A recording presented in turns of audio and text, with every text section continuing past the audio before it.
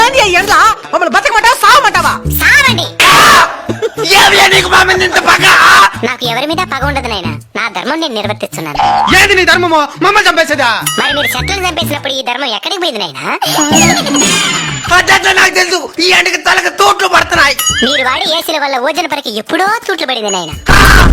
ఎండ ఎక్కువగా ఉంది, ఏసీ 2 పాయింట్లు పెంచు అని అంటారు గానీ ఎండ ఎక్కువగా ఉంది 2 చెట్లు పెంచుదామని ఏ రోజైనా అనుకున్నారా? అంటే అది చెరువులు కూడా ఎండిపోతున్నాయి స్వామి. నీళ్ళుండాల్సిన చెరువులో నిలువెత్తి బోడాలుంటే ఎవరేం చేస్తారు నాయనా? అడవులు కూడా ఎండిపోతున్నాయి స్వామి. మరి అక్కడే కదా నాయన అపార్ట్మెంట్లు కట్టాల్సిందే.